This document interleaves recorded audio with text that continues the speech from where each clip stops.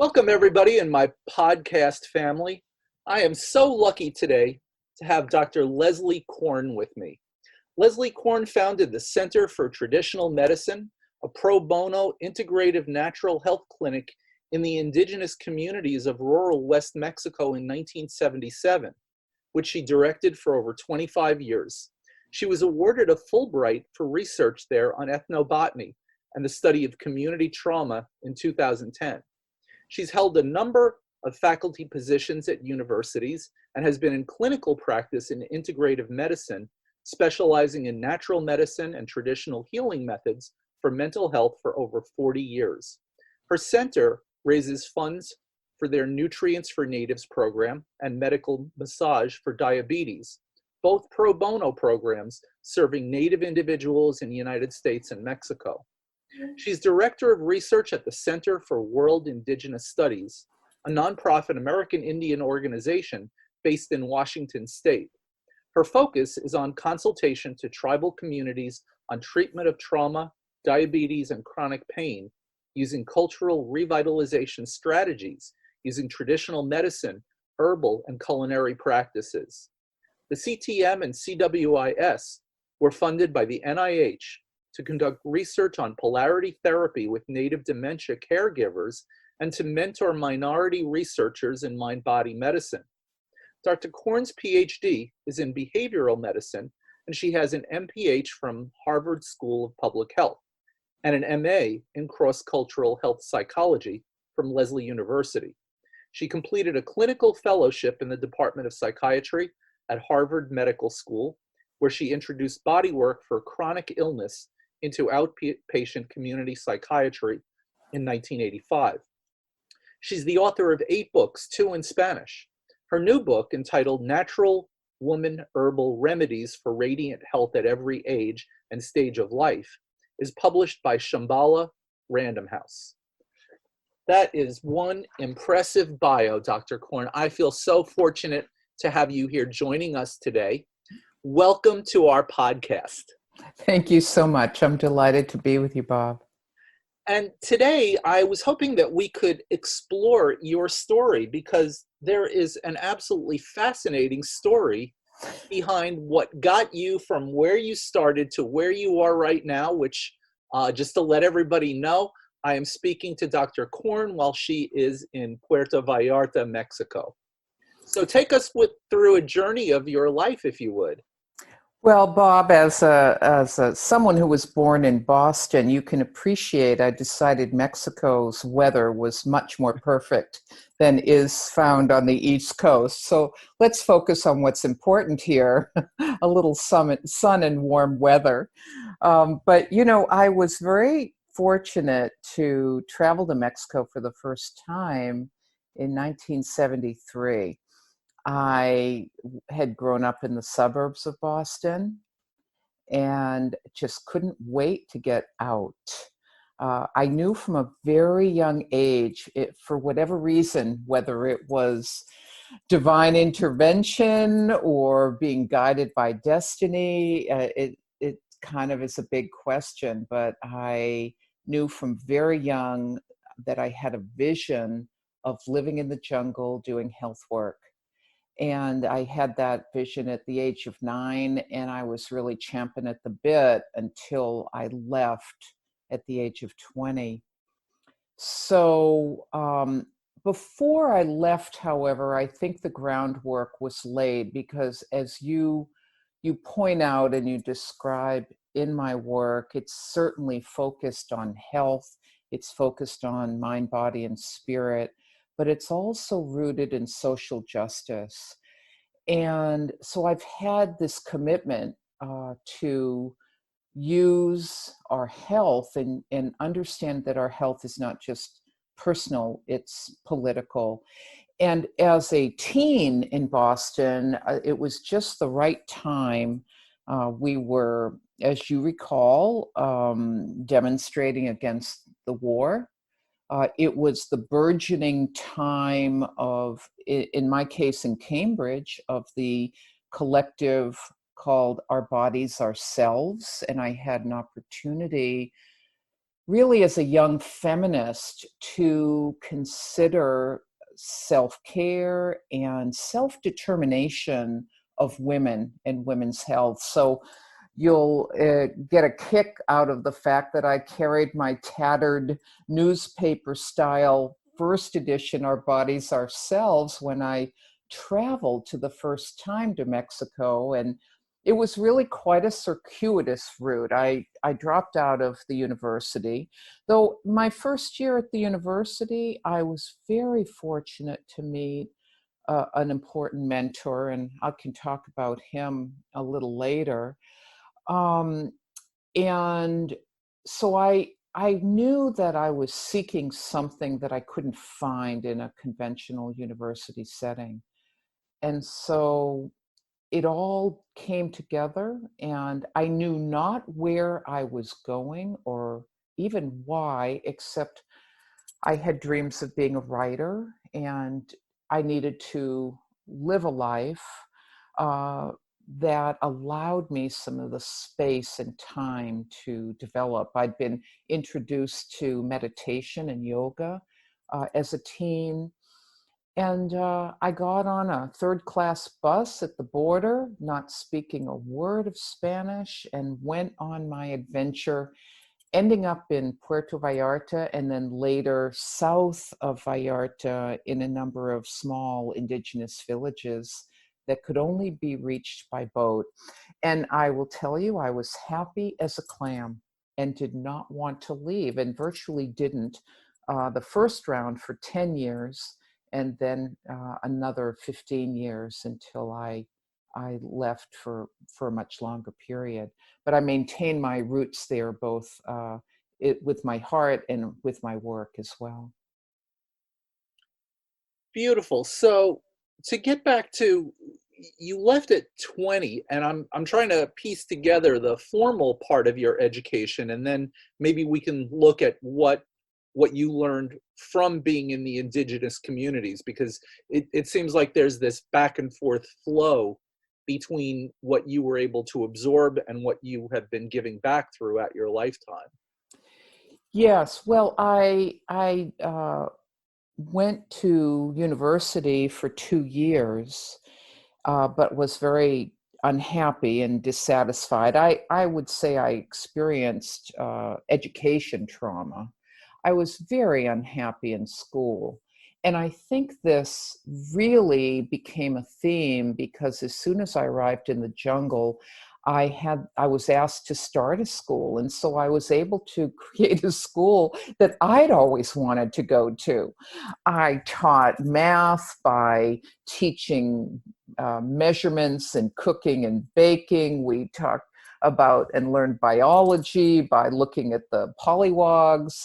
We read National Geographics and studied, all kinds of things experientially. I taught dance and meditation while the children listened to Ravel. And really, it was a healing experience to have, barely graduated high school.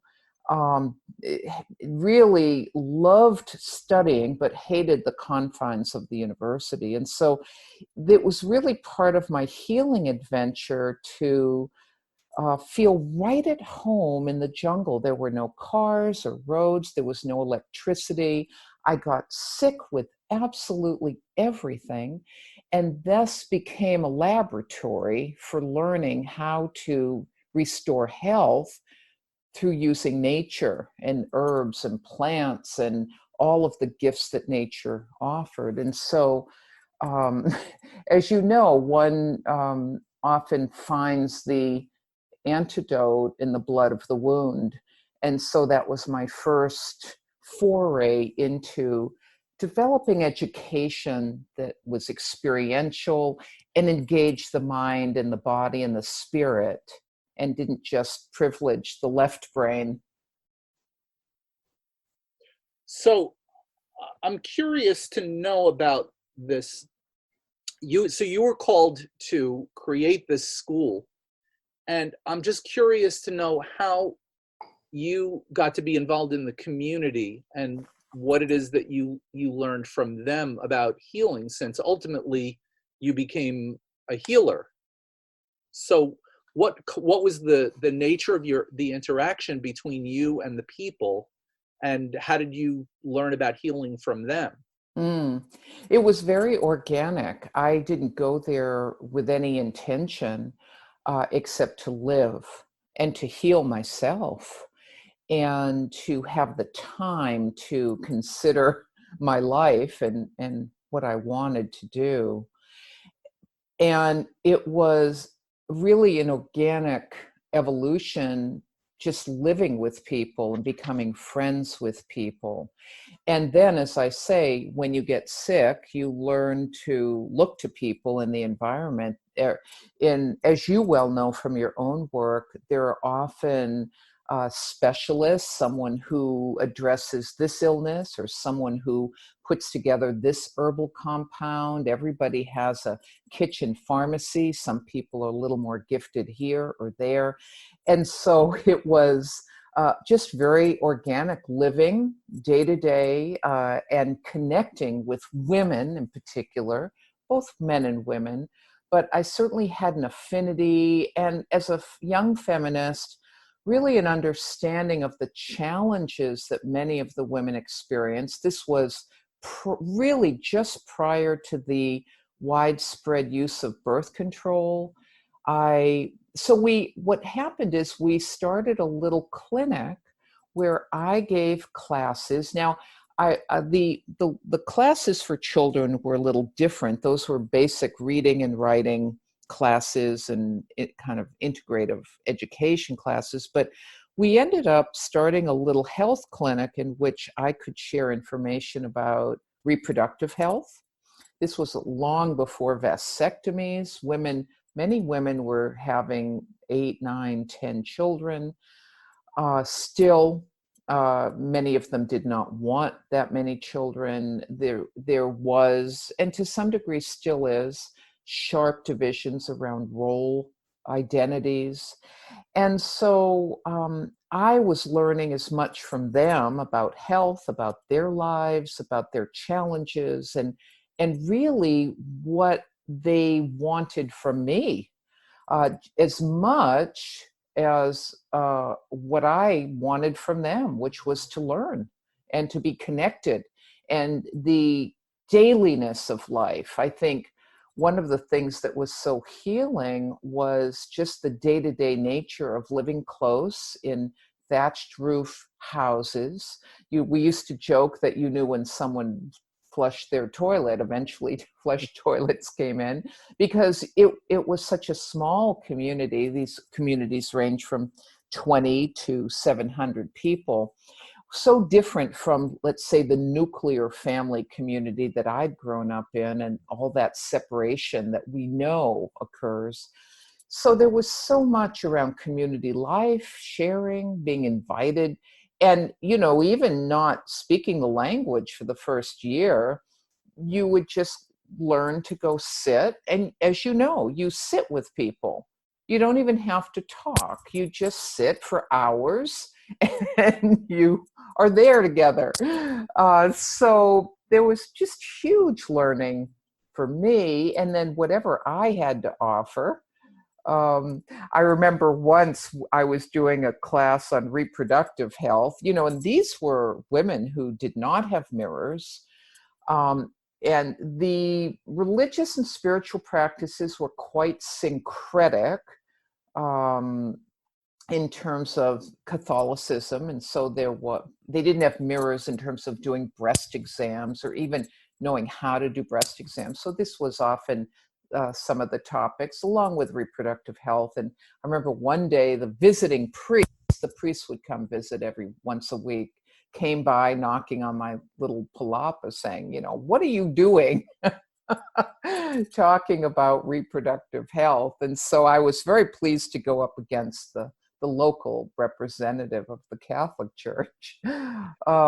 So things just evolve. That's all I can say. And then my own evolution, learning different kinds of techniques. I'd been introduced to acupuncture by one of my early mentors, and then later studied different kinds of hands-on healing technique, and then just began offering that and practicing that. And that's really where I learned my craft.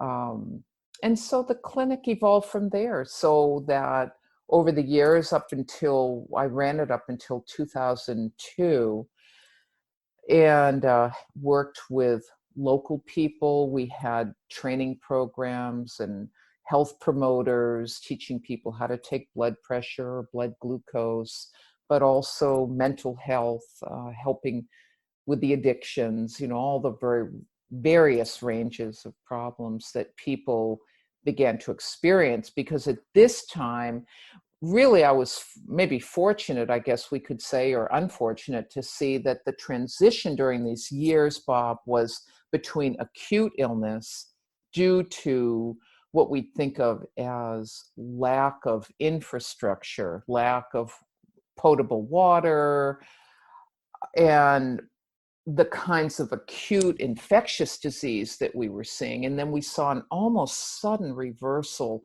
into chronic illness with the introduction of refined foods, massive antibiotic use over the counter, the onset of diabetes, heart disease, the introduction of pesticide use. So it was really during these years of the 80s where that transition began to take place. Alongside the transition of migration, these were the years that the communities, for various reasons, had to begin migrating north, often breaking apart the fabric of the families, where some people went up into often California, Washington, or even the East Coast, the Carolinas in particular in those years.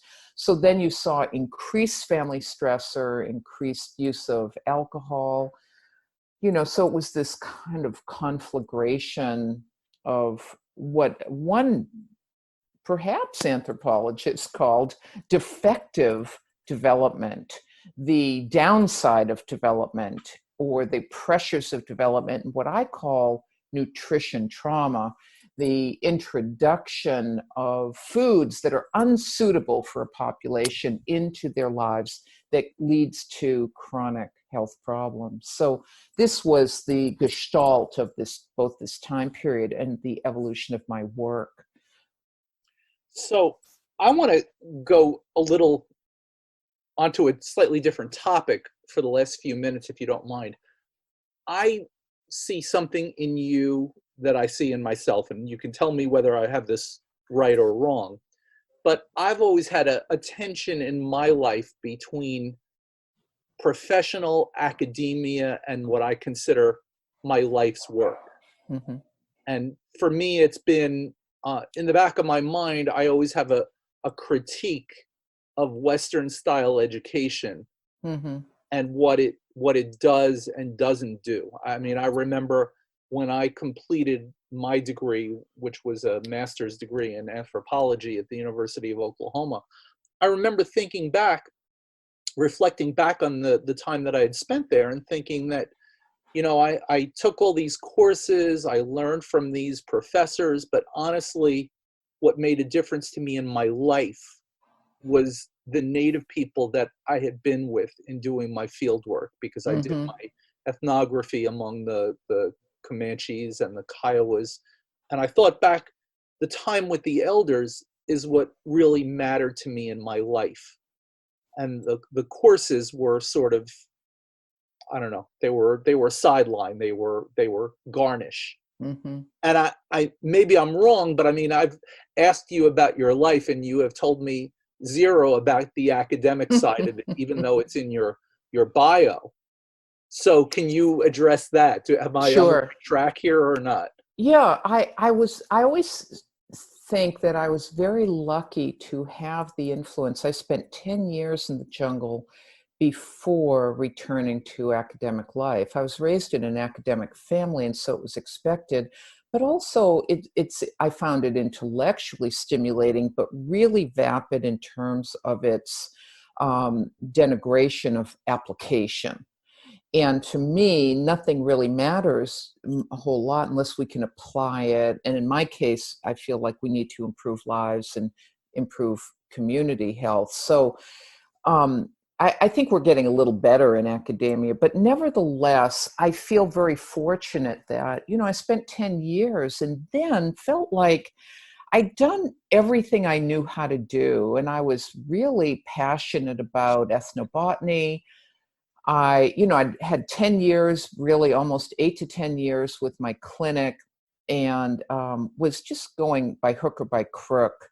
It was all pro bono. I was living on eggs and, nopales that were given to me, and didn't have a penny in my pocket. And I felt like I wanted to learn more about public health and about tropical health. I was passionate in those days, the early 80s, about parasitology and about the use of proteolytic enzymes as anti-parasitics. And so I was ready to return to, as I say, the jungle of Boston. So I think, let's say they're both jungles. And I felt like, you're right, I haven't as much felt tension as much as one place is a nice place to visit, but not live. And that's how I always felt about academia. And I feel like this with my students too. I tell them, get the keys to the door so you don't have to bang it down, but put it in perspective of what an academic education is. And it does generally give you the keys to the door, but you still have to carry something of value. I remember when I was teaching psychologists and psychiatrists about the importance of touch back at Harvard Medical School back in the mid 80s, I was almost thrown out for heretical thinking, basically. The idea that would touch a patient, the idea that the sickest of our patients, who I believe need to be touched therapeutically. I don't mean casual touch or sexual touch. I mean therapeutic rituals of touch and healing to help them re-regulate and self-regulate the complex psychophysiology that's out of whack.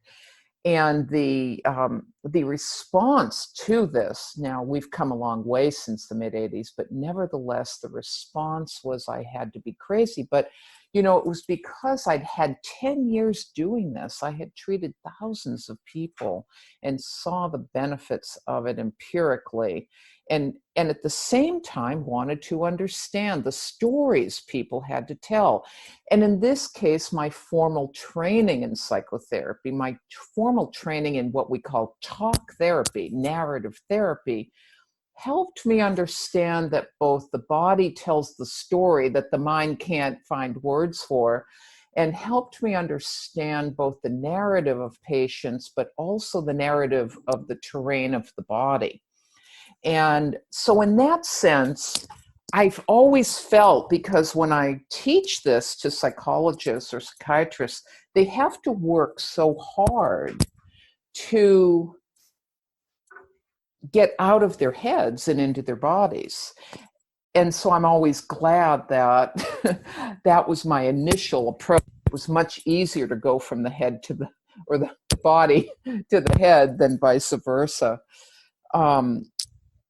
So I think academic work, and these days, as you know, I do postgraduate trainings in this field for people who are in psychiatry and medicine and mental health and nursing, really to try to help them claim and often reclaim the compassionate, heartful reasons that they got into this work. Because I think so many of our programs kind of beat it out of people.